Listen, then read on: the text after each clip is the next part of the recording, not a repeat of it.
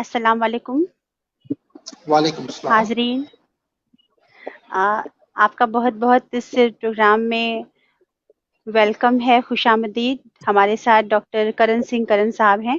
Sir आपका बहुत बहुत मैं यहाँ पर आपके अपने ही तहरीक के पेज पर, क्योंकि आप सब उर्दू के खादिम हैं, मैं खैर मकदम करती हूँ और हमारे सभी नाज़नीन का भी मैं म, खैर मकदम करती हूँ। हमारा प्रोग्राम शुरू हो चुका है। हमारे मेहमान हमसे जुड़ चुके हैं, डॉक्टर करण सिंह साहब। और सर आप कठुआ जम्मू से ताल्लुक़ रखते हैं, उर्दू के जी प्रोफ़ेसर हाँ। हैं, शायर हैं, मज़बून निगार हैं, नक्काद हैं और ख़ास तौर पे शायर के तौर पे जो आपकी मकबूलियत है वो ज़्यादा है हमारे बीच। तो मैं शायद वहीं से और उसी के आस-पास आपसे बात करूँगी आज। सबसे पहले जो हमारे प्रोग्राम का तौर तरीका है जी हाँ। उसको मैं फॉलो करते हुए आपसे आपकी इब्तिदाई तालीम के बारे में, इब्तिदाई परवरिश और फैमिली बैकग्राउंड के बारे में जानना चाहती हूँ। मैडम क्या करूँ, कुछ तो उर्दू से बताइए आप। आपका ये हेलो। सारा सिलसिला बिगड़ा सा रहा। अच्छा क्योंकि आपसे हाँ। एक सवाल और मैं खास तौर पे पूछना चाहूंगी कि आप डॉक्टर करण सिंह करण साहब हैं हमारे बीच, आपका उर्दू से ताल्लुक कैसे हुआ? आप उर्दू से कैसे हाँ, जुड़े? उर्दू से दोस्ती कैसे हुई? ये जरूर एक जरूर दिलचस्प सुनाता हूँ। कहानी है। जी बिल्कुल, हम ये सुनना चाहेंगे सर। ये वाकई दिलचस्प है, जी, वाकई दिलचस्प है। इरफान साहब जुड़े हुए हैं, तहरीक के सदर, और वो कह रहे हैं आवाज डबल आ रही है। मुझे आवाज सही आ रही है इरफान साहब, आप एक बार फिर चेक करके मुझे बताएं। सर आप अगर एक ईयरफोन लगा लें तो शायद आपकी आवाज क्लियर हो जाएगी। अब ठीक है। हाँ बिल्कुल बिल्कुल अब आवाज दुरुस्त है। ठीक है। जी बिल्कुल, अच्छा जी अच्छा। बिल्कुल, मुझे बिल्कुल सही मिल रही है। मैं असल सामाइन से असल में मैडम ऐसा रहा कि जी इस वक्त मैं कठुआ में बैठा हुआ हूँ, कठुआ सिटी में। जी यहाँ से को 20 किलोमीटर के फासले पर एक गांव है संजवा। संजवा एक जी जम्मू में भी है, कठुआ में भी है संजवा। तो जी जो कठुआ वाली संजमा है, तो यहाँ कठुआ शहर से तकरीबन 20 किलोमीटर के फासले पर मेरा अवाई वतन वही है। मैं वहीं का रहने, मेरी पैदाइश वहीं की है, जी हम वहीं के रहने वाले हैं। ये सर्विस के सिलसिले में कठुआ में पहुंचा हूँ। बहरहाल मैं वहीं संजमा का रहने वाला हूँ। तो संजमा जी जो हमारा इलाका है, वहाँ के हम एक जिम्मेदार घराने से हैं।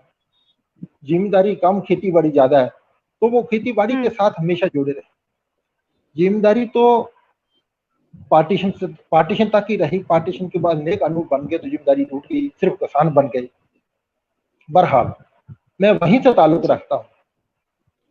तो जो हमारा इनिशियल सिलसिला है कि वहाँ तमाम लोग जितने भी हैं वो सारे के सारे खेती जी बाड़ी के साथ जुड़े। पूरे गांव में, यहाँ के दूर नजदीक और नजदीक के गांव में भी कहीं स्कूल नहीं हुआ करते थे। हमारे जमाने में स्कूल हम्म होते ही नहीं थे, अब स्कूल हो गए। तो उस वक्त ये था कि स्कूल तो नहीं, जब स्कूल नहीं तो फिर पढ़ने का सिलसिला भी नहीं। तो सभी लोग वही खेती बाड़ी, वही कामकाज में मसरूफ रहते थे। मुझे आपकी आवाज नहीं आ रही बता। जी जी, मैं बोल रही हूँ, आपको आई आवाज? अच्छा अच्छा, हाँ आ रही है, आ जी रही मैं खामोश होकर आपको सुन रही हूँ डॉक्टर साहब, है। आप बोलिए, मैं नहीं, सुन रही मुझे हूँ आपको। मुझे मुझे पता रहना चाहिए कि आप मेरी आवाज जा भी रही कि नहीं जा रही मैं है। बिल्कुल बिल्कुल जा रही है, मैं सुन रही हूँ जी। जी अच्छा। जी जी तो ऐसा है कि उस इलाके में सभी के सभी लोग सिर्फ खेती बाड़ी तक ही महदूद थे। जी जी जी जी हमारे गांव में मेरे ख्याल में सबसे पहले जो पढ़ाई लिखाई का सिलसिला हमारे वालिद साहब से शुरू हुआ था। मेरे वालिद साहिब सातवीं सातवीं आठवीं तक पहुंचे थे, सातवीं आठवीं हम्म तक तो उन्होंने छोड़ दिया।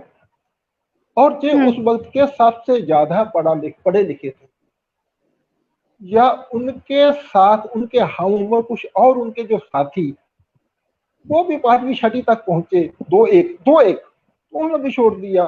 तो सिलसिला वही खेती बाड़ी वाला शुरू हो गया।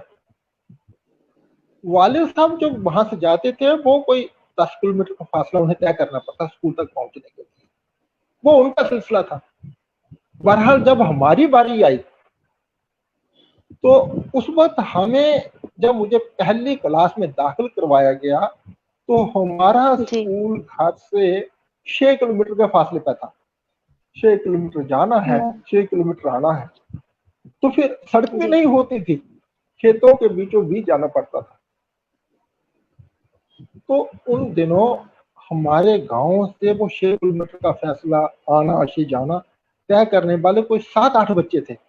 उन 7-8 के बीच मैं भी शामिल था।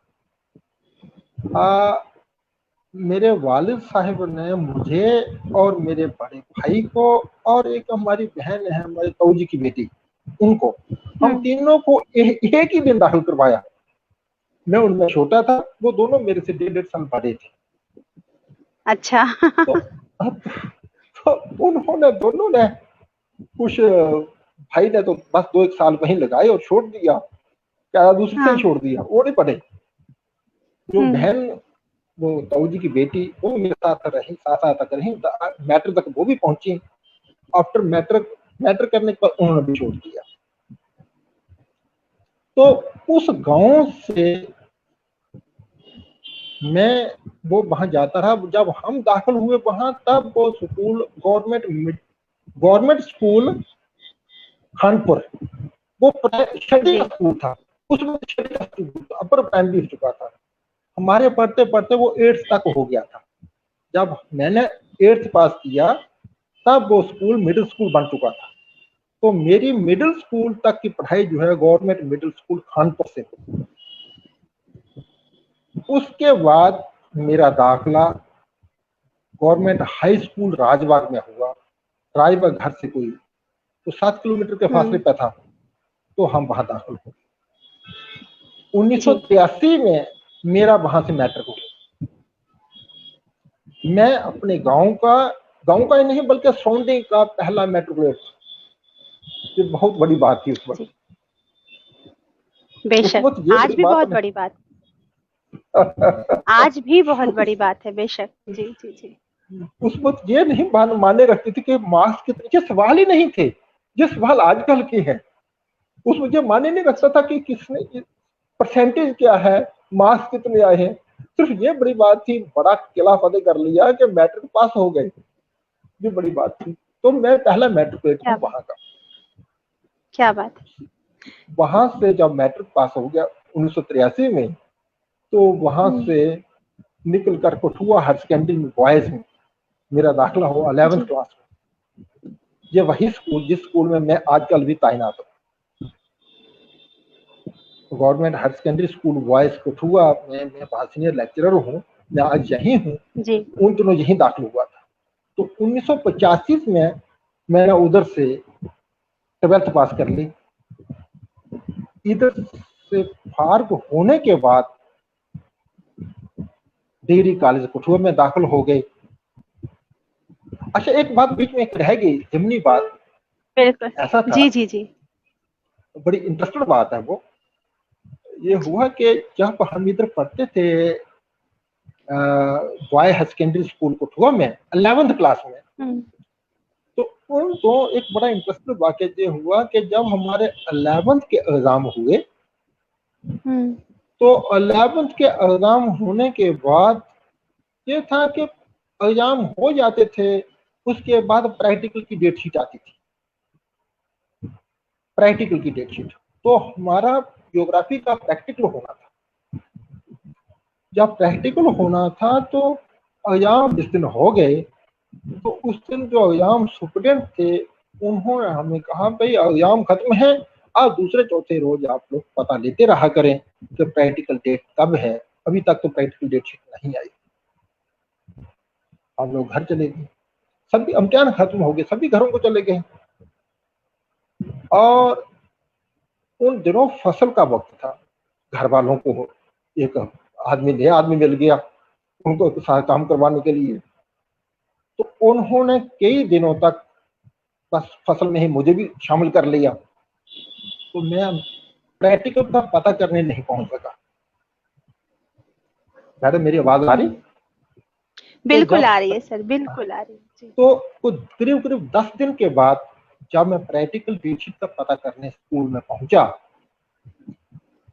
तो उस पता चला कि प्रैक्टिकल तो कल का खत्म भी हो गया है। इस हाँ, वो स्कूल से मुझे खूब डांट पड़ी कि 3 दिन जहाँ प्रैक्टिकल होता रहा, तुम कहाँ गायब थे? तुम कहाँ गायब थे? बाप रे। बात तो सही थी।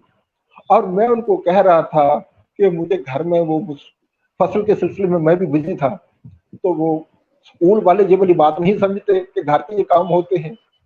घर वाले ये नहीं समझते कि प्रैक्टिकल की अहमियत है कोई। स्कूल जरूरी है, बिल्कुल। क्या तो हम दोनों के उस चक्की में पीछे जा रहे थे,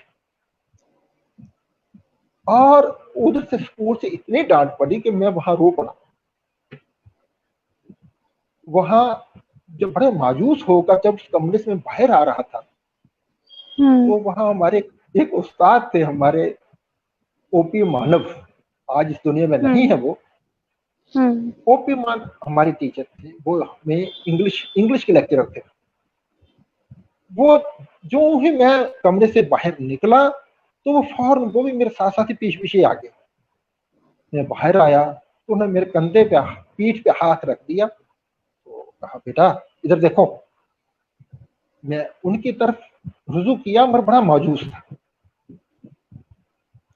तब उन्होंने कहा तुम कहाँ 3 दिन पहुंचे, 3 दिन प्रैक्टिकल होता रहा, तुम आए नहीं, क्या कोई प्रॉब्लम थी, ज्यादा थी? मैंने उन्हें बता दिया जो प्रॉब्लम थी घर। तुम ऐसा करो, तुम कल जम्मू जाओ। 5-6 कैंडिडेट और भी थे हमारे स्कूल के जो प्रैक्टिकल में ऑप्शन रहे थे। उस दिन वो भी पहुंच गए। खैर हमने प्रोग्राम बना लिया, जैसे मानव साहब ने समझाया कि जम्मू बोर्ड में जाओ, वहां जाकर एप्लीकेशन दीजिए।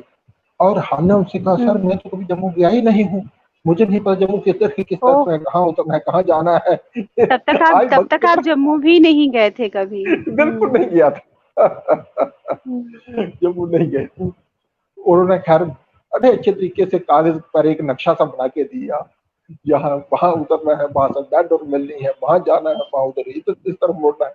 पर हाल उन्होंने बड़े अच्छे तरीके से हमें समझाया। हम 7 लोग हो गए जिनको ये वहां पहुंचना था। हमने एक डे फिक्स कर लिया, तो जम्मू चले गए। पूछते पूछते हम जम्मू बोर्ड ऑफिस में पहुंच गए। जम्मू बोर्ड ऑफिस में हमने पूछा, जाकर रिक्वेस्ट की, तो मुतलका साहिब तक जब पहुंचे उन्होंने कहा एक एप्लीकेशन लेकर आइए। तो वो वैसे ही था। यार वो एप्लीकेशन मैंने ही लिखी, मुझे आज भी याद है। तो वो एप्लीकेशन देकर हम सभी ने साइन किए, फिर वहां सौंपी। उसके हफ्ता 10 दिन बाद, 10 या 15 दिन बाद हमें सभी को एक लेटर आ गया कि जम्मू रणधीर हायर सेकेंडरी में आकर अपना प्रैक्टिकल फलां डेट को दे दीजिए। तो तयशुदा डेट पे हम सभी चले गए, हमारा प्रैक्टिकल हो गया। रिजल्ट इकट्ठे निकलना था, वो इकट्ठे निकला, हम पास हो गए, बड़ा अच्छा लगा। तो उसके बाद 12th में दाखिल हुए, 12th भी पास हो गए। तो मैं कहता हूँ आज तक की जितनी भी कामयाबियां मेरी हैं, वो सारी वो मानव साहब की उस शाबाश के पीछे छुपी हुई। और मानव साहब उस वक्त मेरी पीठ ना थोड़ी पाते, ना जाने जिंदगी कौन से राह पे चले।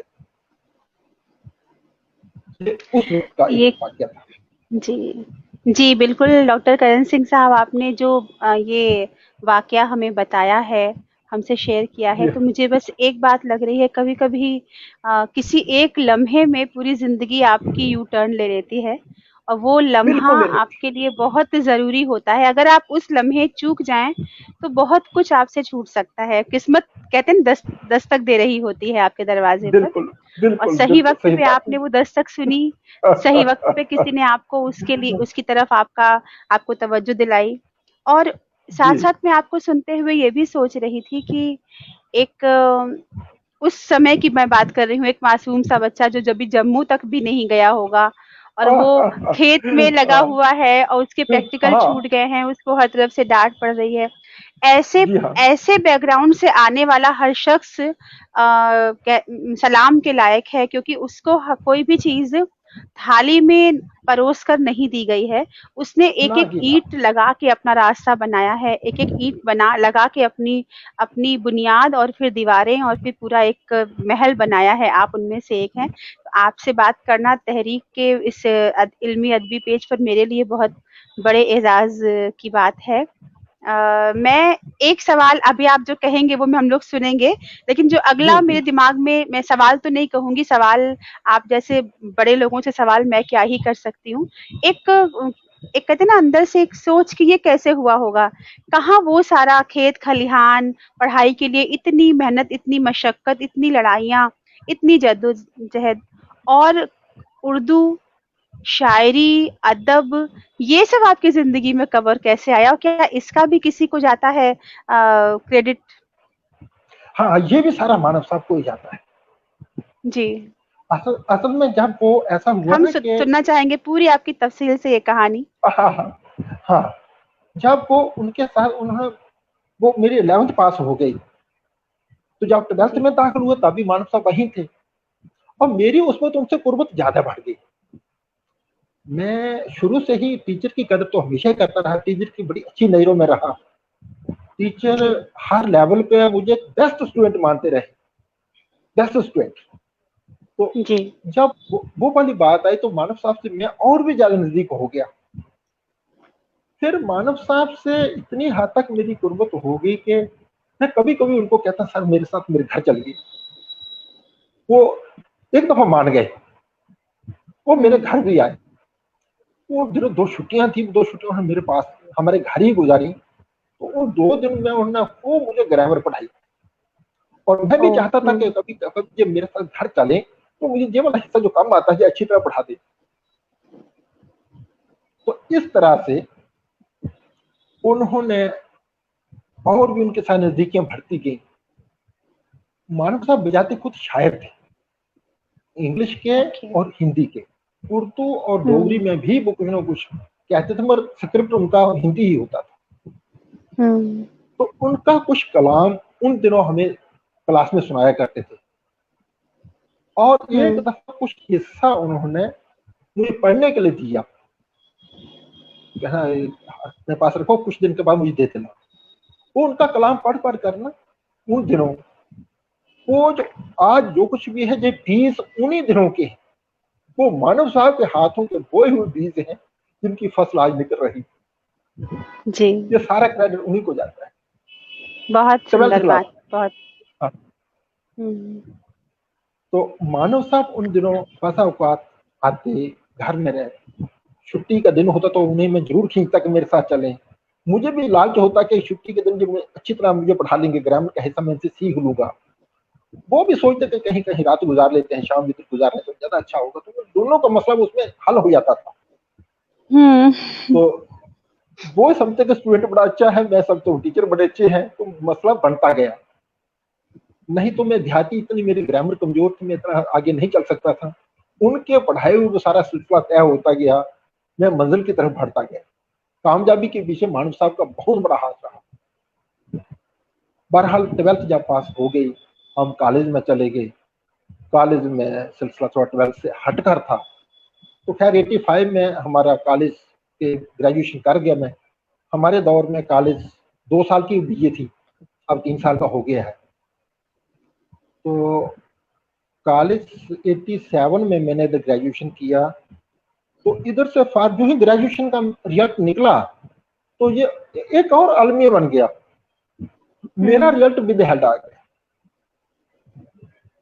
और वो मुझे नहीं पता कि क्यों रिजल्ट विद हेल्ड हुआ। बहरहाल स्कूल वालों, कॉलेज वालों ने यही कहा है कि जाओ जाओ यूनिवर्सिटी में जाओ, खुद पता करो जाकर। जो हुँ, ही बीए का रिजल्ट निकलता है तो उसी दौरान एमए की एडमिशन भी शुरू हो जाती है। हमारे साथी हुँ, एडमिशन लेने के लिए जा रहे थे। मैं उसी तगो-दो में था कि मैं अपने रिजल्ट का पता करूं। मुझे इतना यकीन था कि मैं पास हूं। विद हेल्ड क्यों है, ये वहां जाके पता चलेगा। तो यूनिवर्सिटी हुँ, पहुंचे, वहां जाकर पता किया, तब यूनिवर्सिटी में पहली दफा गया। तो यूनिवर्सिटी जाकर पता किया कि पहले तो यूनिवर्सिटी में पहुंचना हमारे लिए मुश्किल था। फिर यूनिवर्सिटी में उस मुतलका साहब तक पहुंचना मुश्किल था कि इसको डील कौन करते हैं। खैर वो सारा पता चल हुँ, गया। वो वक्त थोड़ा अच्छा था, लोग कोऑपरेटिव थे, बात सुन लेते थे। फिर उधर से 2-3 दिन मुझे लगातार जाना पड़ा। फिर वो दिन उन्हें बता दिया, नहीं आपका भाई आज टाइम हो चुका है, टाइम छुट्टी का हो चुका है, पर तुम्हारा रिजल्ट पास है। मुझे काफी तसल्ली मिल गई, बहुत सुकून मिला कि रिजल्ट पास है, पर मार्कशीट तुम्हें अब कल ही मिलेगी। तो मैं खुश, चलो कल ही सही, एक चक्कर और लग जाएगा। तो नेक्स्ट डे में बड़ी जल्दी उस दिन गया कि मैं जल्दी वो पहुंचूं वहां, मार्कशीट लूं और एडमिशन के लिए दाखिल करा जमा करवाऊं। ऐसा ना हो कि कहीं एडमिशन की डेट निकल जाए। तो दूसरे दिन जल्दी पहुंचा वहां, डेट मार्कशीट निकलवाई और फिर आकर फार्म लिया, फार्म भरा, जमा करवाया, तो मेरी एमए की एडमिशन हो गई। इस तरह की हर स्टेप में कोई ना कोई टेंशन बनती रही है। उससे खैर ये है कि तजुर्बा कोई बढ़ता गया, कुछ जानकारी और बढ़ती गई, कुछ ना कुछ ऐसा ही होता रहा। तो जी जब एमए में, हाँ पूछिए। जी, नहीं मैं आपको ही सुन रही हूँ, बस अब मैं आपको बता रही हूँ कि बहुत से लोग रोज़ाना की तरह ही आज भी हमारे इस प्रोग्राम से जुड़े हुए हैं और आपको मुसलसल देख रहे हैं। मैं उनका नाम लेना चाहूँगी। तहरीक के सदर इरफान साहब तो हैं ही, साथ में जनाब हामिद खांडे साहब हैं, डॉक्टर मुश्ताक अहमद वानी साहब हैं, जनाब यशपाल शर्मा साहब हैं, जनाब निसार अहमद साहब हैं, कल्पना मिश्रा जी हैं, उसके साथ जनाब राशिद निरुआ साहब हैं, सानी इकबाल साहब हैं, जनाब मोहतरमा शाबिया शाजली साहब हैं और जनाब वासी बख्तरी साहब हैं, जनाब मजरूह कश्मीरी साहब हैं। आपके साथ साथ हमें सुन रहे हैं जनाब जहूर चौधरी साहब और जनाब फूल खान साहब, मोहतरमा शहबा शाजली साहिबा आपको देख रही न्यूजीलैंड से, जनाब मोहसिन खान साहब आपके साथ जुड़े हुए हैं हमारे इस स्ट्रीम के माध्यम से, मोहतरमा सूफिया शिरीन साहिबा आपको सुन रही हैं, जनाब मोहम्मद इकबाल साहिब हैं और मोहतरमा सबीरा खातून साहिबा हैं। तो मैं जो भी हमारे इस प्रोग्राम के जरिए जी परसों हमारे साथी जो भी इस प्रोग्राम के जरिए हमें देख रहे हैं, सुन रहे हैं, उन सबका मैं खैर मकदम करती हूँ। डॉक्टर करण सिंह साहब की ओर से उन सबको सलाम कहती हूँ और उनका सलाम मैं पहुँचाती हूँ डॉक्टर करण सिंह साहब को। जी सर, आप कुछ कह रहे थे। मेरा सलाम जरूर पहुंचाइए। जी, और एक जरूरी बात जो मैं डॉक्टर करण सिंह साहब की ओर से, अपनी ओर से और तहरीक बकाए उर्दू की ओर से अपने सारे सामीन को, हमारे सारे दोस्तों को जो हमसे जुड़े हैं, उन्हें कहना चाहती हूँ, ईद मुबारक। और ईद के दिन जो हमारा जिस लिए हम ईद मनाते हैं वो प्यार, मोहब्बत, खुलूस, उसकी ज़ुबान उर्दू की बका के लिए हम अपनी छोटी-छोटी कोशिशें करते रहते हैं, हम उसके लिए कोशां हैं और ये तहरीक उसकी एक पहलकदमी है, आप कह सकते हैं, और जिसमें आप सब हमारे साथ हैं। आपका बहुत-बहुत शुक्रिया। ईद मुबारक, आपको अल्लाह बहुत सारी खुशियाँ दे, बरकत दे और हम उर्दू की बका के लिए ऐसे ही काम करते रहें। डॉक्टर साहब आप बोलिए। मैंने आपकी ओर से भी और आपको भी ईद मुबारक, सबको ईद मुबारक। सही बात। ये मुबारकनामा सिलसिला चलता रहना चाहिए। जी बिल्कुल। तो हम जम्मू यूनिवर्सिटी में दाखिल हो गए उर्दू के, तो एक ही जगह फार्म भरा था, सिलेक्शन हो गई। वहीं वानी साहब से मेरी मुलाकात हुई। वानी साहब मेरे से 1 साल आगे थे, मेरे से सीनियर थे 1 साल। जी। तो यूनिवर्सिटी में क्या था कि उन दिनों हर सैटरडे को एक सेमिनार हुआ करता था। आजकल होता या नहीं होता, पर उन दिनों होता था। हर सैटरडे को एक सेमिनार होता था और इसके अलावा भी महीने 2 महीने के बाद कोई बड़ा प्रोग्राम भी होता था, तब बाहर के लोग भी बुलाए जाते थे, बड़े अदबी प्रोग्राम होते थे। वो तमाम जो अदबी प्रोग्राम या वो प्रोग्राम जो हर हफ्ते डिपार्टमेंट उर्दू शोबा सेमिनार की सूरत में करता था, उस सेमिनार में शिरकत करना हमें भी एक शौक सा पैदा हो गया। हमें भी शौक रहा कि कुछ ना कुछ कहते रहें इसमें, सेमिनार में कुछ ना कुछ सुनाएं। तो कोई मजमून की सूरत में, कोई टूटी फूटी गजल की सूरत में कुछ ना कुछ वो पेश करते थे। तो ये जो लिखने पढ़ने का सिलसिला है, इसके 20 तो मानव साहब उन तहरीरों की वजह से वो सबसे पढ़े थे। बहरहाल जो आवियारी उनको हुई वो यूनिवर्सिटी में आकर, यूनिवर्सिटी में थोड़ी सी और हवा लगना लगी, शुरू हो गई। बहरहाल 89 में हमारी वहाँ एमए हो गई और उस एमए तक पहुंचते पहुंचते ना जाने कितने सेमिनार वहाँ हमने देखे, ना जाने कितने मिस भी किए, ना जाने कितने सेमिनार्स में हमने अपने प्रोग्राम पेश किए। तो बहुत अच्छा लगा, बहुत बढ़िया लगा। कुछ ना कुछ लिखना, कुछ ना कुछ कलम में थोड़ी सी जान आने लगी। उसी दौरान मानव साहब की विसात से, उन्हीं की मदद से एक दिन रेडियो स्टेशन पे उन्होंने जाना था, मुझे भी साथ ले गए मानव साहब, जब मैं एमए कर रहा था। तो वहां एमए कर रहा था तो वहां एक वो थे उधमपुरी साहब, जितेंद्र उधमपुरी, उनसे हमारी मुलाकात करवा दी। कहने लगे कि जो कठुआ के इलाके से हैं, वहां जसरोटा के इलाके से, इनको कोई टॉपिक दीजिए जो लिखें। लिखता अच्छा है लड़का, बहुत अच्छा लड़का है। उन्हें तारीफ, मैं इतना अच्छा नहीं था मगर उन्हें तारीफ ज्यादा ही करती। बहरहाल उन्होंने मुझे एक टॉपिक दे दिया, भाई वह तुम्हारे उधर कदीम जसरोटा रियासत है, उसके ऊपर एक मजमून लिखो, तुम्हारा मजमून हम रेडियो पे करवाएंगे। हमारी खुशी की हद ही नहीं रही कि रेडियो में जाकर हमने बोलना है, ये हमारे लिए बड़ी बात थी। तो हम लोग उस टॉपिक के ऊपर थोड़ी बहुत स्टडी करने के लिए, थोड़ी बहुत सर्च करने के लिए एक कोशिश करने लगे। एक हफ्ते का टाइम था, एक हफ्ते में हमने दिन रात लगाकर बहुत रहे, टॉपिक तैयार कर लिया, कदीम जसरोटा रियासत। आकर अपने टीचर को दिखाया, यूनिवर्सिटी में जो हमारे टीचर थे, मान वो थे आजमी साहब थे, उनको दिखाया। उन्होंने पढ़ा, उसको स्लाइड कर दिया, ठीक है अच्छा है। वो याद है अच्छी तरह, वो हमारा एमए का 4th सेमेस्टर चल रहा था। तो उन्हीं दिनों हमारे रेडियो पे वो पहला प्रोग्राम हुआ था, कदीम जसरोटा रियासत। हमारे लिए एक बड़ी बात थी। बहरहाल 89 में हमारी एमए हो गई। तो एमए हो गई तो उस वक्त ये था कि अच्छा, एमए के 4th सेमेस्टर की बात और बता दूं मैं। जब एमए में हम पढ़ते थे, हम 40 लोगों की क्लास थी। हमारे तक पहुंचते पहुंचते ऐसा था कि एमए 4th सेमेस्टर में एक सब्जेक्ट था स्पेशल स्टडी ऑफ इकबाल, ये होता था और चलन था वही, हम तक पहुंचते पहुंचते वही था कि वही तमाम स्टूडेंट वही सब्जेक्ट रखते थे, स्पेशल स्टडी ऑफ इकबाल। तो चलो एक ऑप्शन थे कुछ, उनके 2-3 ऑप्शन और भी थे। और हमारे अंदर ना जाने कौन सा ख्याल आ गया कि नहीं, ये जो रास्ता बना हुआ है इसको थोड़ा हट के चलें। स्पेशल स्टडी ऑफ इकबाल तो हम वैसे स्टडी कर सकते हैं, पर दूसरे ऑप्शन जो है उसको चूज करें। तो उन दिनों काला साहब हमारे हेड थे, वो कहने कि यार तुम लोग ये दूसरा सब्जेक्ट पढ़ोगे, नेस्टिसिज्म वगैरह। हाँ सर, हम थोड़ा ये तो तरीका चल ही रहा, स्पेशल स्टडी ऑफ इकबाल तो सभी पढ़ रहे हैं आज तक, तो ये किसने नहीं पढ़ा, इसको किसने पढ़ा, इसको हम पढ़ेंगे।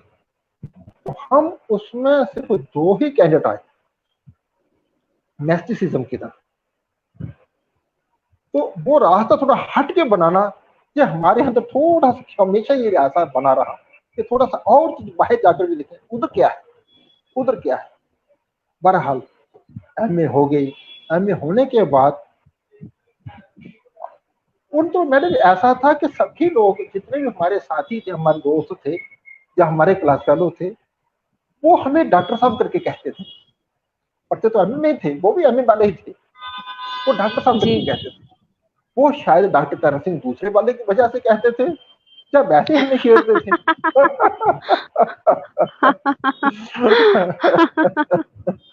तो हमारे अंदर में ठंड से जाके नाम का असर कहीं ना कहीं लोगों पे हो जाता है। जी जी जी। खैर हमने साबित करके दिया। हमारे अंदर में थोड़ी जाके जहाँ पहुंचे गए हैं, अब डॉक्टर बनना को ज्यादा दूर नहीं, कोशिश करो, कोशिश करने में क्या है, कोशिश करो, थोड़ा आगे बढ़ के देखे। तो मेरे पास वैसे कोई नौकरी भी नहीं थी, तो इतनी ज्यादा जरूरत भी नहीं थी कि मैं नौकरी के पीछे भागता, घर में सिलसिला चल ही रहा था। तो मैंने एमफिल में दाखिला ले लिया। एमफिल के लिए फार्म भर दिया हम लोगों ने। एम्पल के लिए फार्म भरे। अच्छा, जब फार्म भरने की बारी आई, फार्म भर दिए, एकदम सिलेक्शन की डेट फिक्स होगी कि प्लान डेट को सभी स्टूडेंट्स ने आना है, उनका इंटरव्यू होना है, सिलेक्शन होगी। वहां जब एक कैंडिडेट गया, दूसरा गया, तीसरा गया, चौथा गया, तो हमारे उधर मैडम थी, मैडम नुसरत चौधरी, उनको एक कैंडिडेट सौंपा, वो कहने लगे इसको नहीं, मैं करण सिंह को ले लूंगी। काला साहब हैरत थे, वो कहते देखिए जो स्टूडेंट आ रहे हैं उन्हीं का हिसाब किताब करो, करण सिंह लास्ट में देख, उसका देखेंगे बाद में, सर इसी का करो ना पहले। देखो, वो टीचर की निगाह में स्टूडेंट का पता होता है, टीचर चाहता है कि अच्छा स्टूडेंट, शरीफ स्टूडेंट, नेक्स्ट स्टूडेंट वो हमारी तरफ आए, हर टीचर खींचता है, हम भी ऐसे ही करते हैं। बिल्कुल, बेशक बेशक। तो उनकी कोशिश थी मैं उनके पास करूं, काला साहब कहने नहीं, करण सिंह को हम करवाएंगे, इसको बाहर भेजेंगे, दिल्ली भेजेंगे, देखकर। खैर उनका अपना नजरिया था। फिर मैं ना सुखचैन साहब, ना मैं काला साहब के पास जा सका, ना नुसरत मैडम, मैं सुखचैन साहब की तरफ हो गया। और मैंने जो एमफिल किया वो मेरा टॉपिक था जोश मुलिहाबादी बहासियत निकलावी शायर। वाह हाँ वाह, बहुत सुंदर टॉपिक था। तो वो जो सुखचैन साहब के अंडर मैंने काम किया। बहरहाल जहां जहां जरूरत थी काला साहब भी मदद करते थे, बाकी टीचर जितने वो सारे मदद करते हैं, सिस्टम होता है। तो एमफिल तब हो गई, 91 में हमारी एमफिल हो चुकी जी। 91 में एमफिल हो गई, तो हम बेताब थे कब इसके नतीजे आए, हम फौरन पीएचडी के लिए दाखिल हो जाए, क्योंकि डॉक्टर तो बनना है। और डॉक्टर बनने की, डॉक्टर कहलवाने के नाम के पहले नाम डॉक्टर का लफ्ज सही साबित करने की तो धुन जाग उठी। तो पीएचडी के लिए फार्म हो गए।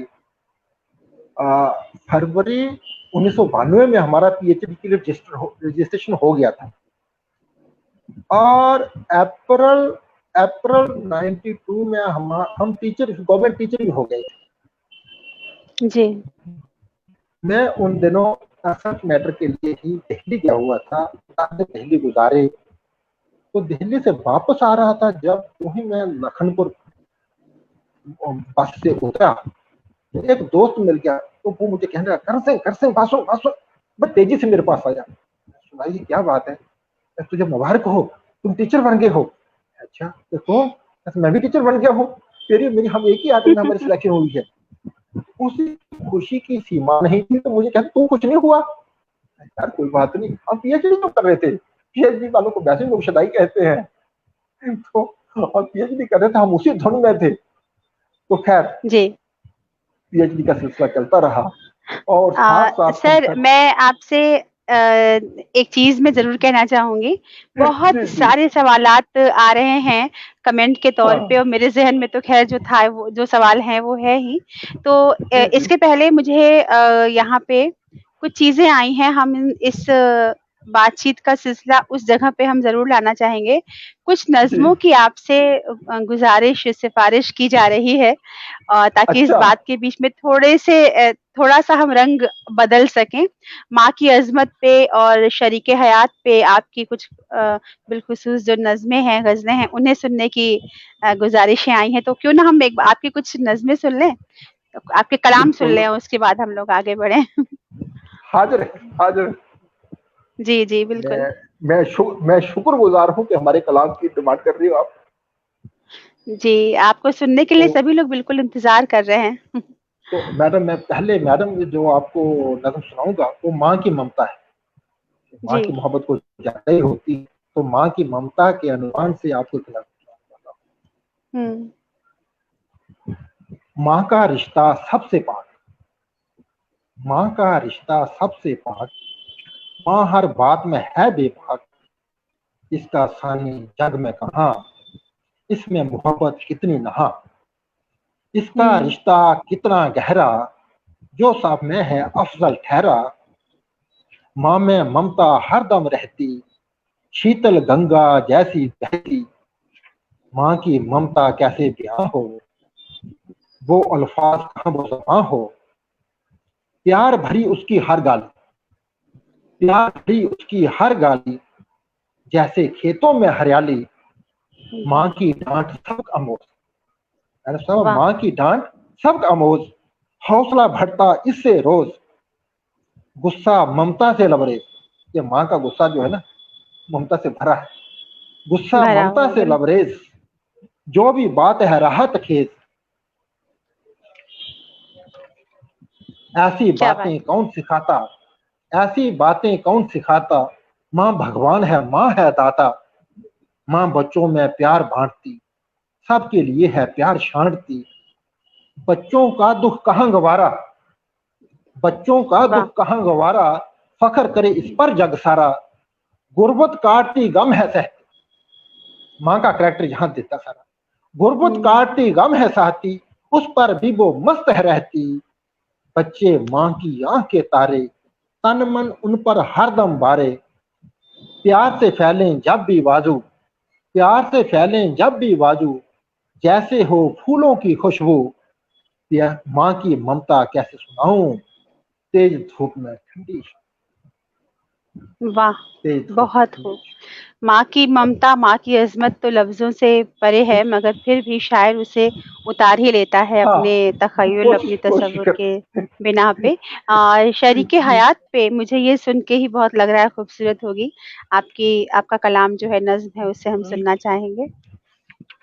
क्योंकि अक्सर होता खूबसूरत है, तो डॉक्टर करण सिंह साहब, एक बात बोलना चाहूँगी, अक्सर होता है कि हम माँ की अज़मत तो पहचान लेते हैं, लेकिन शरीके जी जी। हयात जो आपके हर दुख-सुख में आपके पैरों के ऊपर चलता रहे, पैर के निशानों के ऊपर, हम उसे अनदेखी कर देते हैं।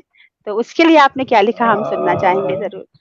अच्छा अच्छा, अभी ढूंढता हूँ। हाँ, तो मैडम समात फरमाए नज़म। जी। मेरी शरीके हयात, अनवान है मेरी शरीके हयात, मोहतरमा मधुबाला। हुँ। हुँ। बसा औकात मेरे पास आकर, बसा औकात मेरे पास आकर, वो हंस पड़ती है अक्सर खिलखिलाकर।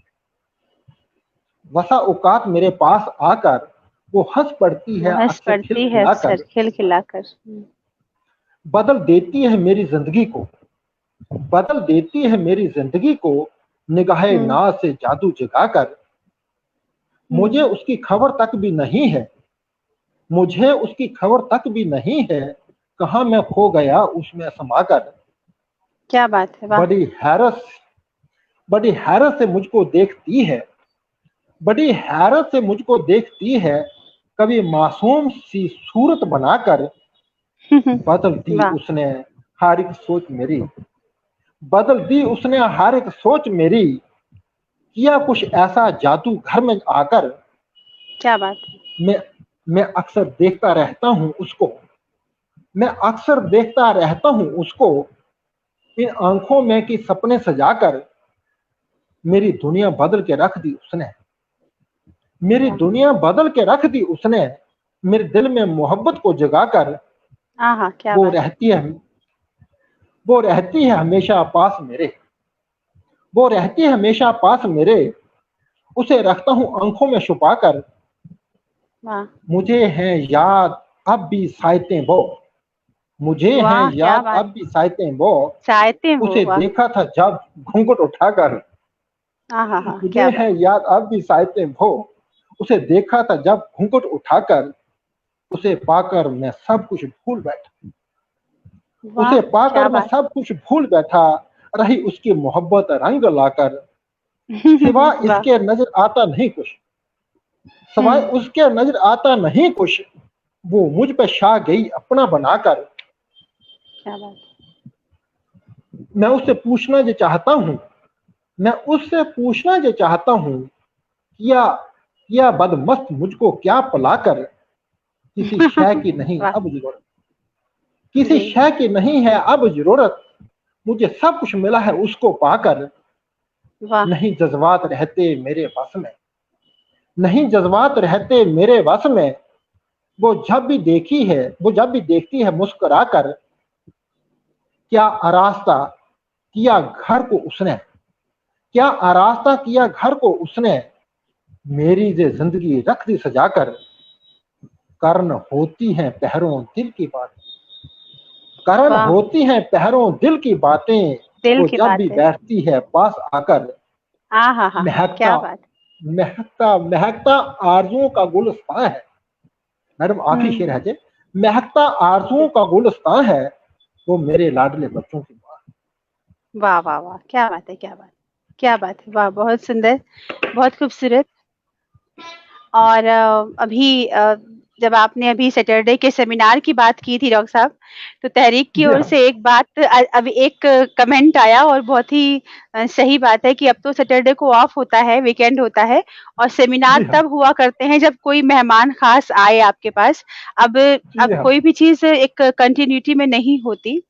और जी, एक चीज़ आपसे और पूछी गई है, एक सवाल आपसे किया जा रहा है कि आपको किन-किन शख्सियात ने आपके ऊपर असर डाला? एक तो आपने मानव साहब का नाम लिया है और किन-किन जी हाँ, शख्सियात ने आप पे असर डाला है? और एक और है कि क्या आपने 2 नाम लिखे हैं जनाब श्यामलाल कालरा और जनाब जी, जगन्नाथ जी, जी, आज़ाद साहब से भी मुलाकातें की हैं? ये सवाल है आपसे। बहुत, बहुत, बहुत। देखिए कालरा साहब तो हमारे बाज़ाब्ता उस्ताद रहे। जी। मैंने उन पे एक नज़्म भी लिखी, वो इसी मजमू में शामिल है। श्यामलाल कालरा हमारे उस्ताद थे, उनसे तो जी, जी। बाज़ाब्ता हम पढ़ते थे, रोज़ का तल्लुकात थे। आजाद साहब उस वक़्त रिटायर हो चुके थे, पर मुलाकात उनसे बराबर रहती थी, बराबर जी। रहती थी। मेरा टॉपिक अर्श मर्सियानी पे था, तो वो अर्श मर्सियानी के वो दोस्त रहे जगन्नाथ आज़ाद। उस नाते से मुझे उनके पास बार-बार जाना पड़ता था, उनका इंटरव्यू लेना पड़ता था, जी। उनसे कई बातें पूछी जाती थी, कई उनसे किताबें मुझे मिलती थी, तो उनसे मेरा राब्ता हुँ। रहा। बहरहाल जो कालरा साहब से राब्ता मेरा वो बड़ा ज़्यादा था। जी। जब हम एमए करते थे जब हम एमए करते थे, तब तो हम उनको ज़ख्मी शेर समझते थे, ज़ख्मी शेर की तरह। वो हाँ। वो उनके पास जाने की किसी की भी हिम्मत नहीं होती थी। हुँ। बहरहाल जब हम रिसर्च में आगे, मेरा उनके साथ ताल्लुकात बढ़ते रहे, तो मुझे यूँ लगा कि सबसे बेहतर उस्ताद ही कालरा साहब हैं, सबसे बेहतर उस्ताद। और ये मैं अभी मानता हूँ कि कालरा साहब का मेरे ऊपर बड़ा असर रहा। प्रोफ़ेसर हुँ। सुफ़ियान साहब का मेरे ऊपर बड़ा असर रहा है। अर्श सहबाई साहब का मेरे ऊपर बड़ा असर रहा है। मानव हुँ। साहब का तो असर मेरे पास था। मैं कहता हूँ आज जो कुछ भी है वो मानव आपने साहब का बोल वो जी, सब जी। सारा क्रेडिट उन्हीं को जाता है। तो एक नज़म मैं कालरा साहब से मुतल्लिक़ आपको सुनाऊँगा, जी, जो बिल्कुल, कालरा साहब से इरशाद। मुतल्लिक़ मैंने लिखी है। हाँ, अपने अ, असातिज़ा पे नज़्म बहुत कम ही लोग लिखते हैं। माशूका और आशिक हाँ, पर तो बहुत कुछ लिखा जाता है, लेकिन जिन्होंने जी आपको हाँ, जी, सिखाया जी। उन पे कम ही लोग लिखते हैं। जिनसे सीखते हैं लिखना, उन पर लिखना भूल जाते हैं। तो भूल माशाअल्लाह जाते आपने हैं। लिखा है, आप ज़रूर मैंने जी, मानव आप हमें सुनाएँ। मैंने मानव साहब पे भी लिखा है, वो भी सुनाऊँगा। हुँ। मैंने कालरा जी, साहब पे भी बिल्कुल। लिखा है, वो भी सुनाऊँगा। सुखचैन साहब जी, पे भी लिखूँ बिल्कुल, तो सुनाऊँ। बिल्कुल। बहरहाल मैं कालरा साहब पे सुनाता हूँ। बिल्कुल, बिल्कुल। ये ज़्यादा अच्छा होगा, वो ज़्यादा मुतासिर होंगे जो लोग कालरा साहब से मिले हैं, कालरा साहब को जिन्होंने हुँ। देखा है, ख़ुसूसन तौर पर वानी साहब ज़्यादा खुश होंगे इस बात पे, क्योंकि वो उनको बाज़ाब्ता जानते थे। जी, जो जी, वो और लोग रिलेट भी कर जानते हैं पाएँगे वो अपने आप को। जी। जी, जी, जी। कालरा हुँ। साहिब मेरे मुअल्लिम, कालरा साहिब मेरे मुअल्लिम, मेरे मुआलम। कालरा साहिब मेरे मुअल्लिम, जितनी भी तारीफ़ करूँ कम। क्या बात! वाह! कालरा साहिब मेरे मुअल्लिम, जितनी भी तारीफ़ करूँ कम। कम। श्याम लाल था उनका नाम, श्याम लाल वाह! था उनका नाम, काबिले कद्र है उनका काम। वाह! शेरो सुखन में भी था कमाल, शेरो हुँ। सुखन में भी था कमाल। कमाल। आजिब था हुँ। उनका आजिब था उनका रोबो जलाल। जी। शेरो सुखन में भी शेरो सुखन में भी था कमाल। आजिब था हुँ। उनका रोबो जलाल। हर एक बात में थे बेबाक, जी। हर एक बात में थे बेबाक। मैडम साहब, हर एक बात में थे बेबाक। जी, जी, जी, हर जी, जी, दिल जी। हर दिल पर थी उनकी धाक। हर एक बात में थे बेबाक, हर दिल पर थी उनकी धाक। धुन के पक्के बात के सच्चे, धुन के पक्के बात के सच्चे, ऐसे लोग कहाँ हैं मिलते। हुँ। उनको पेशावर से थी निस्बत, बेसिकली वो पेशावर से थे। ओके। उनको हुँ। पेशावर जी। से थी निस्बत, जुड़ी हुई थी उससे मोहब्बत। हुँ। शेरो सुखन का उनको चस्का, शेरो सुखन का उनको चस्का। उनका किसका? तखल्लुस भी आबिद था। क्या बात! हर दिल को हर दिल को जाती थी चीर, हर दिल को जाती थी चीर, बात उनकी पत्थर की लकीर। वाह हर दिल को वाह, जाती थी चीर, बात उनकी पत्थर की लकीर। पूरी शख्सियत को उतार दिया आपने। वाह। ये खसलत थी, उनमें ये भी खसलत थी, तिब्बे के इल्म से रुगबत थी। फर्द नहीं थे वो थे अदा, ये सही बात। जी फर्द नहीं जी थे वो थे अदारा, शेरो अदब के थे गहवारा। जी नुक्ता परवर नुक्ता शनास, नुक्ता परवर नुक्ता शनास, इल्म की शनाज। दुनिया उनके पास। नुक्ता वाह, परवर नुक्ता शनास, इल्म की दुनिया उनके पास। उनके पास। दिल्ली से जब जम्मू आए, दिल्ली वाह। से जब जम्मू आए, अर्श के यहाँ मेहमान रहे। मेहमान बन के काटे जहां, 3 महीने गुजरे जहां। जो उनसा हो नुक्ता दां, जो उनसा हो नुक्ता दां, ढूंढे से भी मिलता। ये उनके वाह, लिए भी सही बात जो है, बिल्कुल। जो उनसा हो नुक्ता दां, ढूंढे से भी मिलता कहां। मिलता उन कहाँ। जैसा है, उन जैसा है कौन उस्ताद।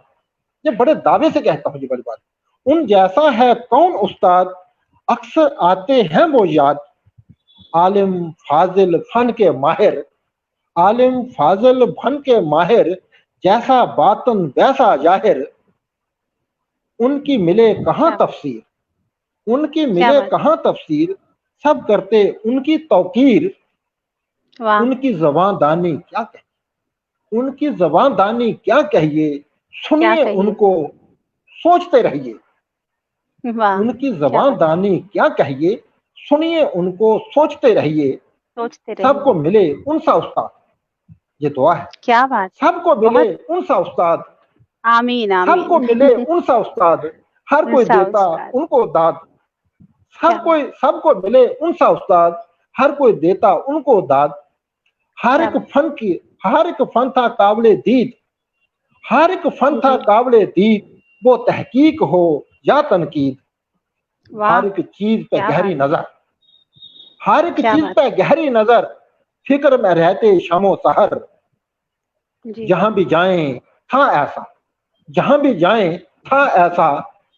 जगह जगह उनका चर्चा, सारे देश में उनका नाम, सारे देश में उनका नाम। उनका नाम। आफरीन है उनका, सारे देश में उनका नाम।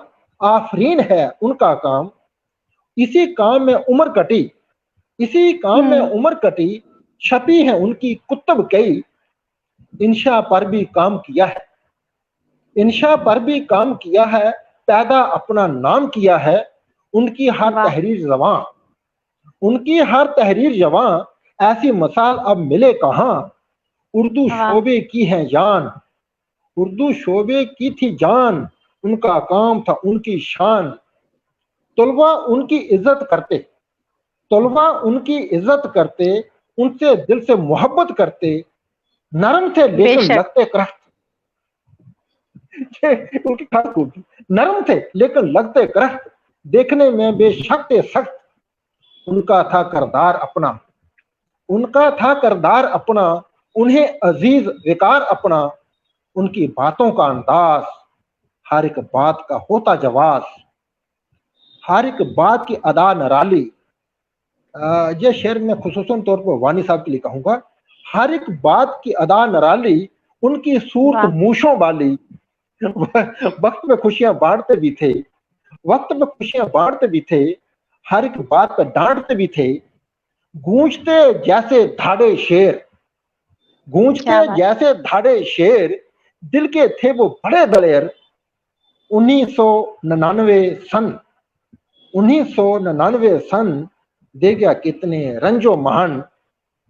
आनन फानन हुए वो रुखसत, रह गई यादें और मोहब्बत, रह गई यादें और मोहब्बत। ये थी क्या बात हमारे है। लाला साहब, बहुत खूब, मेरा एक बहुत खूब। श्रद्धांजलि। डॉक्टर जी करण सिंह साहब, बहुत खूब। अपने उस्ताद पे लिखना, और आपने हमारी बातचीत की शुरुआत में हम मुझसे कहा था कि मैं अफ़साना निगार तो नहीं हूँ, लेकिन आपकी जो ये नज़्म है, ये अपने आप में पूरा अफ़साना, बिल्कुल एक-एक सीन, एक-एक कैरेक्टर का उनका जो ख़ुसूसियत है मुझे जी हाँ, दिखाई जी दे हाँ, रही थी। और जी सबसे जी बड़ी जी बात ये है जी। कि ये एक तरह से जो खिराज अकीदत है अपने उस्ताद के लिए, जो कोई भी शागिर्द पेश करे तो ये बहुत बड़ी बात है। तो इसके लिए हम आपको बहुत बहुत ढेर सारी मुबारकबाद तो कहेंगे ही, बाकी लोगों ने बहुत पसंद किया है। जी जी।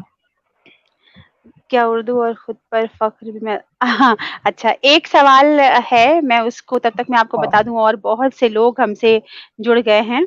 बहुत से लोग आपको जी। लगातार देख रहे हैं और हमारी ये फ़हरिस्त लंबी होती जा रही है रोज़ शाम की तरह। जनाब रागगिरी साहब हैं, उन्होंने आपसे पूछा है कि कुछ लोग उर्दू को मुस्लिम की ज़ुबान कहते हैं। और कभी-कभी खुद मुस्लिम्स भी जो होते हैं वो अपने बच्चों को उर्दू पढ़ाने में थोड़ी-सी शर्मिंदगी महसूस करते हैं।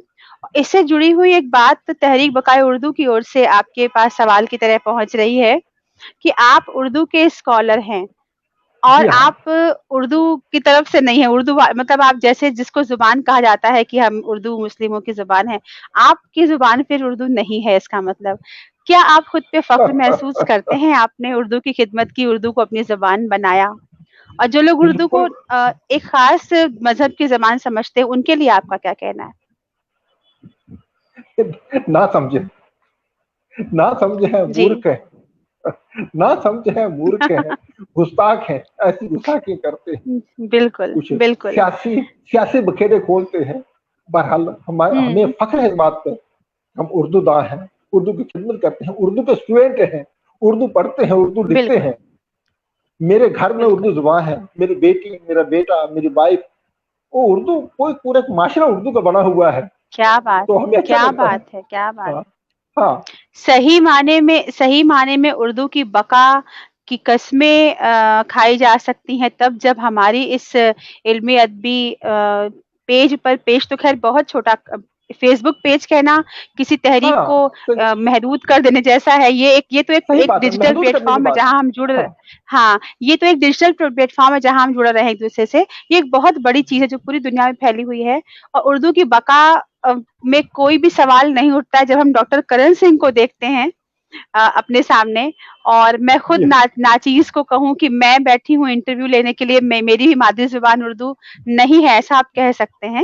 लेकिन जो उर्दू से मेरी मोहब्बत है, उर्दू सीखने की जो ललक है, उर्दू के लिए जो मैं करने की कोशिश करती हूँ, तो मेरे ख़्याल से ये छोटी-छोटी चीज़ें हमारी बड़ी हो जाती हैं और हम ये बताते हैं कि उर्दू दरअसल मोहब्बत की ज़ुबान है, दुनिया के उस हर शख़्स की ज़ुबान है, सही बात। जो इंसानियत पर यकीन रखता है, जो मीठी बोली पे यकीन रखता है, सलीके से अपनी बात, तमीज़ से, नफ़ासत से अपनी बात कहने पे यकीन रखता है, कड़वी से कड़वी बात को शीरीं कह के कहने की तमीज़ रखता है और इस पर यकीन रखता है, उसकी ज़ुबान उर्दू है।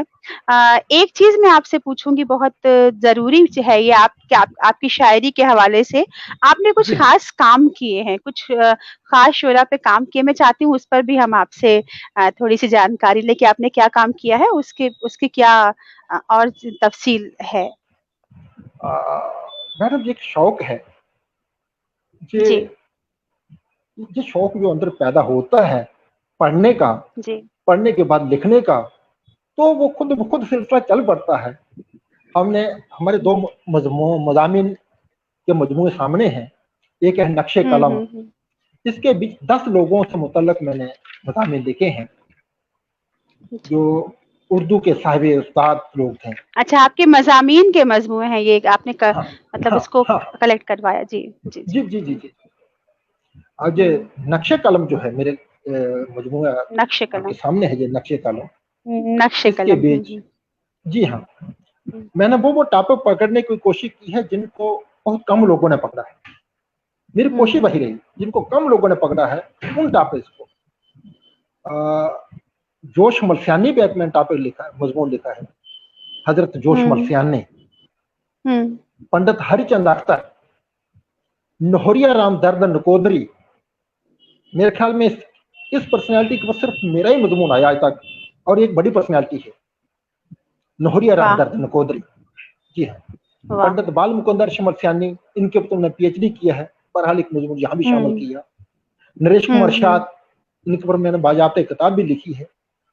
अर्श जी, शहबाज साहब, इन पे तो खैर बहुत कम हो चुका। प्रोफेसर श्यामलाल जी। कालरा अब्द पेशावरी, इन पे एक मजमून हुँ, है। आज मैं बसोली में जॉब करता रहा हूँ, तो बसोली आर्ट के बारे में थोड़ी मैंने स्टडी की थी, तो एक मजमून है Basoli art. Fort William college हम वैसे ही पढ़ते रहे अपनी स्टडी के दौरान भी, तो जो थोड़ा और मजीद स्टडी करके कुछ लिखा, वो एक मजमून तैयार करके जहाँ भी शामिल किया। और उर्दू से हमारी मोहब्बत है, तभी हमने उर्दू ज़बान का आगाज़ व इर्तिका से मुतल्लिक़ तफसील मजमून यहाँ भी शामिल किया, उर्दू ज़बान का आगाज़ व इर्तिका। तो इस तरह के हमारे मज़ामीन यहाँ है। एक और किताब हमारी जिसमें वो है लूहो कलम। लूहो कलम, इसमें मुख्तलिफ, हाँ, इसमें भी 10 मज़ामीन है। रेजा रेजा वजूद का तनकीदी जायजा है, ये अर्श हवाई साहब की किताब है, रेजा रेजा वजूद। अर्श हवाई अपने दोहों की रोशनी में, अर्श हवाई खदो खाल के आईने में, नरेश कुमार शाद की शेरी मजमुआ संगम का तनकीदी जायजा, नरेश कुमार शाद के मजमुए कलाम फवार पर एक नजर।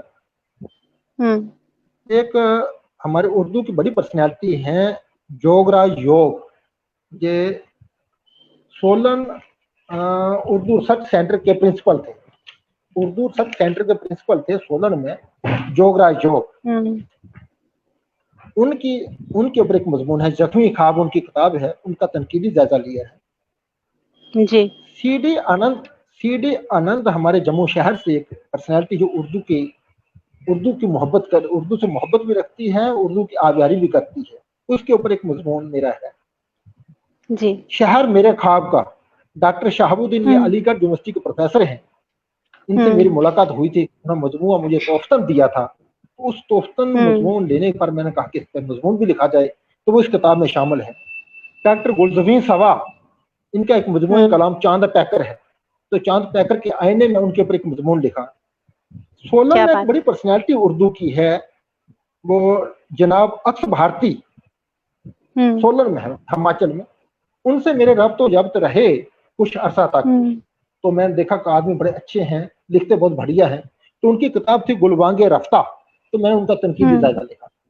तो ये मज़ामीन है जो छपे हुए हैं, कुछ ऐसे हैं जो छपने की तैयारी में हैं। लेकिन डॉक्टर करण सिंह साहब, ये तो काम आपका बहुत बड़ा काम है, मतलब बड़े बड़े नामों पर उर्दू जो बड़े शोरा हजरात हैं, उन पर तो तमाम किताबें कुल्लियातें हमको मिल जाती हैं, बहुत चीजें हैं। लेकिन ये जो नए नाम है, जो ऐसे नाम है, नए तो मैं नहीं कहूंगी, मगर जो कम सुने गए हैं या कम मंजरे आम पे हैं, उनको किताब के तौर पे लेना, उन पे काम करना, ये तो उर्दू की बका के लिए या जी कमाल ही यही है।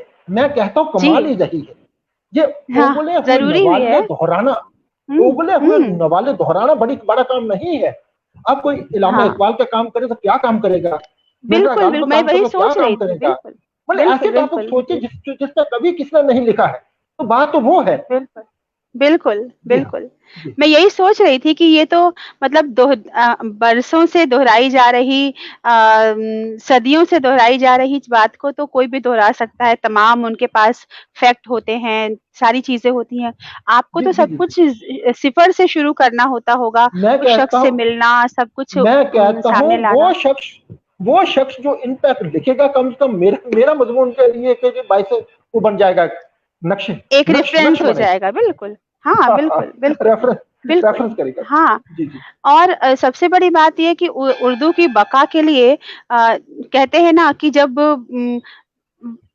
बारिश का मौसम आता है तो चींटी भी अपने भर की मेहनत करती है, अपने लिए वो कुछ करके, और जो खेत में फसलें उगती हैं उनको बचाने के लिए कीड़े मकोड़े जो होते हैं, उतनी छोटी, जो कहते हैं ना अल्लाह की बनाई हुई, उतनी छोटी भी चीज इस कायनात के हक में काम कर रही होती है, अपना फर्ज अदा कर रही होती है।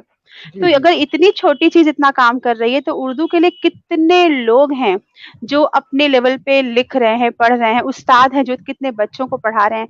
जो मेरे उस्ताद थे, मेरी मादरी ज़बान हिंदी है, मैंने उर्दू लिखना पढ़ना सीखा, तो जो बनारस से मेरे उस्ताद हैं, वो बहुत काम कर रहे हैं यहाँ, बहुत, उन्हें कोई जानता नहीं है, उनकी हदों के बाहर कोई उनका नाम नहीं जानता है।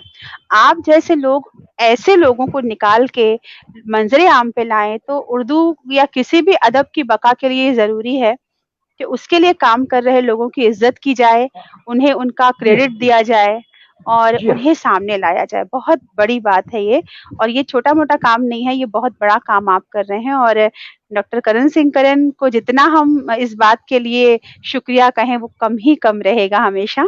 बहुत से लोग आपको यहाँ पे फ़हीम अख्तर साहब हमसे जुड़ गए हैं, जनाब खालिद हुसैन साहब जुड़े हुए हैं, और जनाब मोहसिन खान साहब हैं। बहुत से लोग हैं, बहुत जनाब फैज़ान अहमद साहब हैं। मैं कुछ नाम अगर छोड़ भी दूँ तो आप इस लाइव के बाद आप पेज पर आकर सारे लोगों को अपनी ओर से शुक्रिया अदा कर सकते हैं, क्योंकि ये सब आज आपको सुन के बहुत उनकी ईद और मुबारक हो गई है। जी। जी, आप कुछ कह रहे थे सर। आज ये सिलसिला ऐसे ही चला। मेरी कोशिश यही रही मैडम कि उन टॉपिक्स को पकड़ूं, उन लोगों पे लिखूं जिन पे किसी ने नहीं लिखा। ऐसा होना चाहिए। और मैं बाकी वालों को यही कहता हूँ जो थोड़ा बहुत लिखने की सामर्थ्य रखते हैं, लिखने की अहलियत रखते हैं, वो टॉपिक पकड़ें जिन पर नहीं किसी ने लिखा है। नए टॉपिक को पकड़ें। नए टॉपिक लिखने से उर्दू की सही खिदमत ही वही होगी। उर्दू की बका की बात करनी है तो तभी बका की बात होगी। और नए टॉपिक को पकड़े, नए टॉपिक पे लिखिए। एमफिल पीएचडी नए टॉपिक पे हो, मुज़ाम्मिन नए टॉपिक पे हो, सेमिनार नए टॉपिक पे हो, तो एक फैलाव बढ़ता है, एक खिदमत होती है। जिस पे काम होता है वो भी फख्र महसूस करता है, जो लिखता है कम तुम उसको भी लिखते लिखते दांतों पसीना ना आए तो मजा क्या हुआ लिखने का। दांतों पसीना आ जाए लिखते वक्त। बिल्कुल। नहीं तो दो लाइनें उधर से पकड़ी, चार उधर से पकड़ी। और जो जी अच्छा, ये फ़हीम अख्तर साहब लंदन से हैं, या ये याद दिला रहे हैं हमें तहरीक बकाए उर्दू की ओर से। जी, लंदन से फ़हीम साहब हैं, हम उनको अपना आदाब भेजते हैं। और एक बहुत अच्छी बात गिरी जी ने मुझसे पूछी, हमसे पूछी है।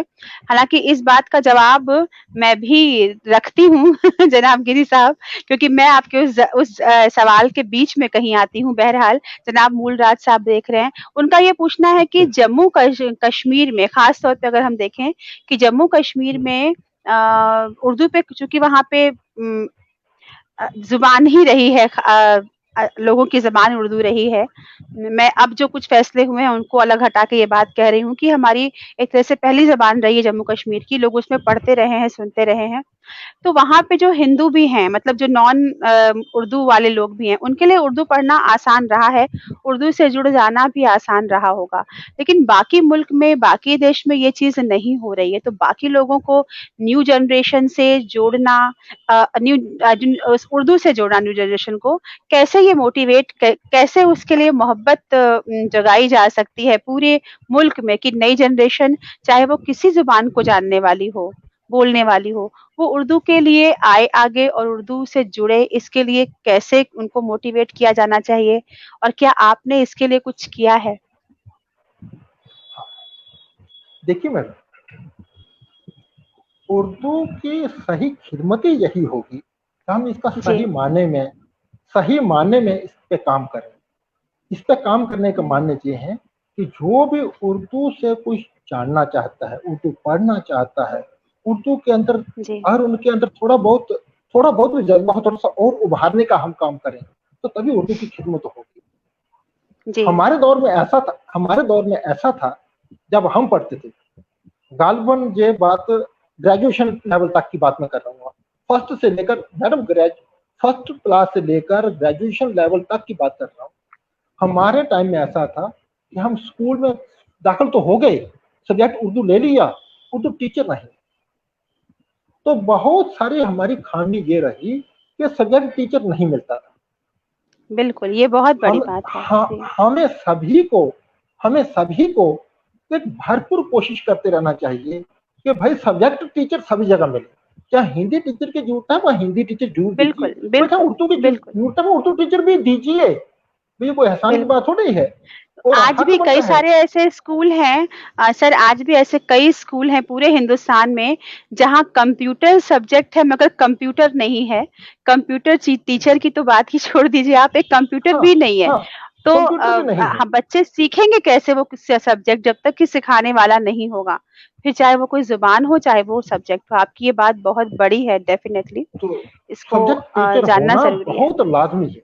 अगर सब्जेक्ट टीचर हम पहुंचाने, हर जगह पहुंचाने की पूरी कोशिश करते हैं, तो मैं कहता हूँ उर्दू की बहुत बड़ी खिदमत हमने कर दी। हमारे स्टूडेंट, हमारे लोग, हमारे बच्चे, हमारी नई नस्ल, हमारी नई पीढ़ी इसी वजह से पीछे रहती है कि उनको सब्जेक्ट टीचर ही नहीं मिला। बस वो धक्के से ही, देखा देखी से ही, खींचातानी से ही, बस रहमो करम से ही चलते रहे। तो हमारी नई नस्ल, हमारे बच्चे रहमो करम पर नहीं रहनी चाहिए। लेकिन सर इसके पीछे थोड़ा सा अगर हम एक रिवर्स बैक जाएं तो एक सवाल ये भी आता है कि उर्दू टीचर मिला क्यों नहीं? क्योंकि तैयार नहीं किया गया उर्दू टीचर। नहीं मैडम, कुछ हद तक वो कहीं ज्यादा कंप्लीटली 100% ठीक नहीं। हमने ऐसा भी देखा कुछ जगह पे जिनकी अप्रोच है वो एक ही स्कूल में 4-4 उर्दू टीचर भी बैठे हैं, और जहां जरूरत है वहां एक भी जाने को राजी नहीं है, और भेजने वाला भी वीकन है, कमजोर है। तो कहीं ना कहीं ये सियासी मसलत बीच में आड़ी आती रहती है, एडमिनिस्ट्रेटिव इशू बीच में आते रहते हैं, और ये भरपूर कोशिश कोई नहीं करता है कि नहीं वहां टीचर पहुंचना चाहिए। और कम है तो नई भर्ती भी की जा सकती है, स्पेशली उर्दू टीचर की भी भर्ती की जा सकती है। हमारे, मैं मैडम यकीन से कहता हूँ, ध्यान से सुनने से, मेरे पास हर संडे को और सैटरडे को मोस्टली लॉट ऑफ स्टूडेंट, वो पुराने स्टूडेंट जिनका कोई उर्दू सब्जेक्ट फेल है या कोई उर्दू से कुछ जानना चाहता है, बेशुमार स्टूडेंट आते हैं, 10-10, 12-12, 14-14 हर दिन, हर एतवार को आते हैं। सर ये वाला सवाल समझा दीजिए, सर ये वाला हिस्सा पढ़ा दीजिए, सर ये वाली गजल समझा दीजिए, सर ये नज़म दो आपने आपसे समझनी है। तो हालांकि वो मेरे स्कूल के स्टूडेंट नहीं है, वो न जाने कहाँ कहाँ किसी स्कूल से पढ़ते हैं, कुछ कॉलेज के स्टूडेंट भी उनमें से होते हैं, तो वो आते हैं। हम बिना लिहाज, बस ये उर्दू के स्टूडेंट हैं कि मेरे पास आए हैं, ये जानते हैं कि मैं इस टॉपिक को पढ़ा सकता हूँ, तभी मेरे पास आए हैं। तो ये खिदमत करना मेरा काम है, मैं उर्दू की रोजी रोटी खा रहा हूँ। तो जब ये वाली बात हम सभी एक वो ले लें, एक अपने अंदर एक ठान लेने वाली बात, उर्दू की खिदमत होती जाएगी। जी, ये बात, ये सर आपके कैमरे के सामने आपका जो शायद तार आ गया है उसको आप पीछे कर लें, वो वीडियो में तार आ रहा है पीछे। जी, आपने एक बहुत जरूरी बात कही है, और उससे मुझे उस बात से मेरे जहन में ये ख्याल आया है कि और ये शब्द, ये खास जुमला हमारे बहुत से मेहमान दोहराते हैं, और ये बहुत हमें सोचने पर मजबूर करता है कि अगर आप उर्दू अदब, उर्दू ज़बान या कोई भी ज़बान हो आप कह लें, उसकी रोज़ी-रोटी से आप अपनी ज़िंदगी को चला रहे हैं, तो उसके लिए आपका फ़र्ज़ बनता ही बनता है। और मुझे एक चीज़ लगती है, जैसे आपने कहा कि टीचर सही तरीके से हर जगह उनकी खिदमत तक़सीम नहीं हो रही है कि आपको कहाँ पे कितने टीचर चाहिए। मतलब डॉक्टर अगर आप बन गए हैं और आप गाँव में जाकर एक डिस्पेंसरी नहीं खोलना चाह रहे हैं, तो आपके डॉक्टर होने का मतलब पूरा नहीं होता है। बड़े 5 स्टार, जी, बिल्कुल। और मैं तो कहती हूँ डॉक्टर से बड़ा टीचर है, क्योंकि डॉक्टर को बनाता है एक टीचर। एक टीचर एक डॉक्टर को तैयार करता है, तो टीचर तो हमेशा से बहुत बड़ा है। तो टीचर अगर अपने फ़र्ज़ को नहीं समझेगा तो फिर और कौन समझेगा? मेरा ख़्याल है कि हर स्कूल में उर्दू कंपल्सरी होना चाहिए। बिल्कुल गिरी साहब, हम लोग भी यही मानते हैं कि ज़बानें जितनी सीखी जाएँ ज़रूरी हैं, और ख़ास तौर पे हिंदी, उर्दू जो हिंदुस्तानी हमारी हिंदवी है, वो तो ख़ैर हम बोलते वही हैं, लिखना पढ़ना सीखना पड़ जाता है हमें केवल। सर, अब मैं आखिर में हम लोग अपनी गुफ्तगू के जिसे कहते हैं मंज़िल तक पहुँच रहे हैं, आज की जो मंज़िल है, तो ईद का मुबारक मौका है। आपसे इतनी खूबसूरत, इतनी मानीखेज़ गुफ्तगू हो रही है मेरी, और मैं अपने आप को कहीं न कहीं बहुत, मुझे सहारा मिल रहा है आपसे बात करके कि हाँ, उर्दू सीखी जा सकती है, उर्दू से मोहब्बत की जा सकती है, अगर आपके दिल में वो जज़्बा हो। तो मैं एक सवाल आपसे करूँगी, एक सवाल मैं आपसे करूँगी कि जो नॉन उर्दू वाले लोग हैं, वो उर्दू सीखें कैसे? मतलब लिखना पढ़ना अगर उन्हें सीखना हो, और वो उर्दू से बिल्कुल उनकी एजुकेशन अलग रही है, और वो सीखना, क्योंकि कुछ बच्चे मुझसे पूछते हैं, मेरे आस-पास भी कई स्टूडेंट हैं जो पूछते हैं कि मैम मैंने हिंदी में पढ़ाई की है, इंग्लिश में पढ़ाई की है, लेकिन अब हम थोड़ा-सा उर्दू भी सीखना चाहते हैं। तो वो ये उर्दू किस उम्र में शुरू कर सकते हैं सीखना? क्या वो सीख सकते हैं या नहीं? एक ये बहुत ज़रूरी सवाल का जवाब, उसके बाद आपसे गज़ल की फ़रमाइश हुई है, उसके साथ हम प्रोग्राम को ख़त्म करेंगे। पहले इस सवाल का जवाब आपसे हम चाहेंगे। मैडम, सीखने की कोई उम्र नहीं। मैं एक बात क्लियर करता हूँ, सीखने की कोई उम्र नहीं है। जो वैसे याद रखना जरूरी है, बिल्कुल। जो सीखना चाहता है, जिसके अंदर उर्दू की मोहब्बत है, मैं कहता हूँ राहें खुलती चली जाएंगी। राहें सिर्फ मोहब्बत होनी चाहिए, मोहब्बत की चिंगारी अंदर जागनी चाहिए, तो रास्ते बनते चले जाएंगे, रास्ते बनते चले जाएंगे। तो क्या आसान है उर्दू स्क्रिप्ट को सीखना, उसको लिखना, उसको पढ़ना? मैं कहता हूँ मैं सैकड़ों की तादाद में उन बच्चों को पढ़ा दिया जो ग्रेजुएशन कर चुके थे साइंस सब्जेक्ट में, तो वो मेरे पास उर्दू पढ़ने आते थे, मैं उनको सिखा देता हूँ, सीखते हैं। उनके अंदर जज्बा था, वो सीख गए। जी बिल्कुल, तो अंदर जज्बा चाहिए जी, उनके अंदर जज्बा चाहिए, और उनको डॉक्टर करण सिंह जैसा एक उस्ताद चाहिए जो ये कह सके कि तुम सीख सकते हो और कुछ भी नामुमकिन नहीं है, मुश्किल नहीं है कुछ भी अगर ठान लीजिए। और अब एक गजल की फरमाइश है जिसके साथ हम प्रोग्राम खत्म करेंगे। आपसे गजल सुनाने की सिफारिशें, गुजारिशें हो रही हैं।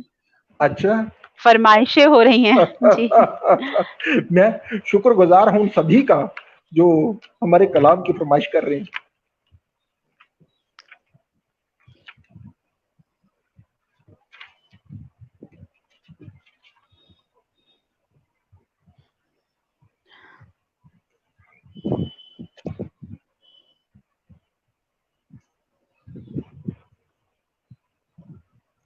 हमारा ये पहला शेरी मजमुआ है शहरे सुखन, पहला शेरी मजमुआ है शहरे सुखन। वाह, इसकी पहली गजल सुनाने जा रहा हूँ। पहली गजल। वक्ते सहर हो जा हो शाम, वक्ते सहर हो जा हो शाम, हर एक लम्हा तेरे नाम। वक्ते सहर हो जा हो शाम, हर एक लम्हा तेरे नाम। आंखें जैसे कोई झील, आंखें जैसे कोई झील, चेहरा तेरा गुल अंदाम। आंखें जैसे कोई झील, चेहरा तेरा गुल अंदाम। और अगला शेर देखिए। साकी बही है तशना लबी, साकी बही है तशना लबी, दे मुझको एक और भी जाम। साकी बही है तशना लबी, दे मुझको एक और भी जाम। और एक और शेर देखिए। हर ख्वाहिश तशना रहती है, हर ख्वाहिश तशना रहती है, हो जाती है उम्र तमाम। हर ख्वाहिश तशना रहती है, हो जाती है उम्र तमाम। और मक्ता सुनिए। दिल में उसकी याद करन, दिल में उसकी याद करन, होंठों पर है उसका नाम, होंठों पर है उसका नाम, होंठों पर है उसका नाम। ये पहली गजल। बहुत खूबसूरत, बहुत खूबसूरत। तो ये बात सही है, जिससे आपको मोहब्बत हो, आपके होठों पे उसका नाम होना भी लाजमी है। तो अगर आपको उर्दू से मोहब्बत है तो आपके होठों पर उर्दू का होना भी लाजमी है। उर्दू की बका सिर्फ कहकर नहीं हो सकती, उर्दू की बका किसी भी अदब, किसी भी ज़बान की बका सिर्फ सोच कर या लेक्चर देकर या डिस्कशन करके नहीं हो सकती। जब तक आपकी ज़ुबान पर वो ज़ुबान ना हो, जब तक आप उसे बोलते ना हो, जब तक उससे आप मोहब्बत ना करते हो, जब तक उसके फ़रोग़ के लिए आप कोशा ना हो, अमली जामा जब तक अमली जामा जब तक आप नहीं पहनाते हैं, तब तक कोई चीज़ नहीं हो सकती। क्योंकि रोटी रोटी कह के भूख नहीं मिटती है, रोटी बनानी पड़ती है भूख मिटाने के लिए। तो बहुत बहुत शुक्रिया। हालांकि हम जानते हैं कि जैसी शख्सियात को हम हर शाम यहाँ लाते हैं, उनसे बातचीत को 1 घंटे में समेट पाना थोड़ा मुश्किल होता है। कुछ टेक्निकल भी जुड़ने में हमको 5-10 मिनट आगे पीछे होते हैं। तो ज़ाहिर है कि हमारी बात जब ख़त्म होती है 1 घंटा आगे हो चुका होता है, लेकिन फिर भी हमें लगता है अभी और बहुत कुछ कहना बाकी है, सुनना बाकी है। लेकिन वक़्त के तकाज़े ना सुने जाएँ तो ये भी किसी की इंसान की बेवकूफ़ी कही जाएगी। तो हम वक़्त के तकाज़ों को ध्यान में रखते हुए प्रोग्राम को ख़त्म तो करते हैं, लेकिन पूरी उम्मीद भी रखते हैं कि हम आप सबसे अगले दौर में जब पूरी बातें हम करेंगे, फिर आपको लाके हम सुनेंगे, हर बार आपसे कुछ नया सीखेंगे, अपनी गलतियों को सही करेंगे। जैसे आप अपने असातिज़ा के लिए शुक्रगुज़ार हैं, हम भी आपसे सीख के आपके लिए शुक्रिया कहेंगे। आप सब हमारे उस्ताद हैं। और तहरीक-ए-बक़ाए उर्दू का ये इल्मी अदबी फ़ेसबुक पेज है, लेकिन ये तहरीक का एक छोटा-सा हिस्सा है, क्योंकि कोई भी डिजिटल प्लेटफ़ॉर्म सिर्फ़ एक-दूसरे को जोड़ने के काम आता है। असल में जुड़ने के लिए हमें ज़ुबानों से जुड़ना पड़ेगा, दिल से जुड़ना पड़ेगा। हमारी ये छोटी-सी कोशिश है। तहरीक के जानिब से और हम सबकी तरफ से मैं आपको बहुत-बहुत शुक्रिया अदा करती हूँ डॉक्टर करण साहिब। आप सभी का बहुत शुक्रिया जो हमसे आज जुड़े हैं और हमें सुना है। आप सबको एक बार फिर अ अ, ईद जिसे हम इधर बकरीद भी कहते हैं हम बहुत मुबारक। अगर आपने कुर्बानियाँ दी हैं तो अल्लाह आपकी कुर्बानी को कबूल फरमाए, आपकी दुआएँ पूरी हों, हम सब ऐसे ही खुश रहें। और एक छोटी-सी जो मुसीबत आन पड़ी है इस बरस हमारे ऊपर, छोटी ही कहूँगी क्योंकि इंसानी जज़्बा हमेशा हर मुसीबत से बहुत बड़ा होता है। ज़िंदगी सही हर बात है, मुसीबत से बड़ी होती है। तो ये सही बात मुसीबत टले, हम फिर से उस रफ्तार में चलें, अपना काम करें और है। हमारी हर ईद, बकरीद हर दिन मुबारक हो। इसी दुआ के साथ मैं आप सबको शुक्रिया कहूँगी, डॉक्टर साहब का शुक्रिया। हम कल शाम 5 बजे फिर मिलेंगे। अल्लाह हाफ़िज़। सभी को हमारी शुक्रिया कह दीजिए, बाकी वालों को भी। जी, बिल्कुल, आपकी ओर से भी सबका शुक्रिया। जी, आदाब। दादा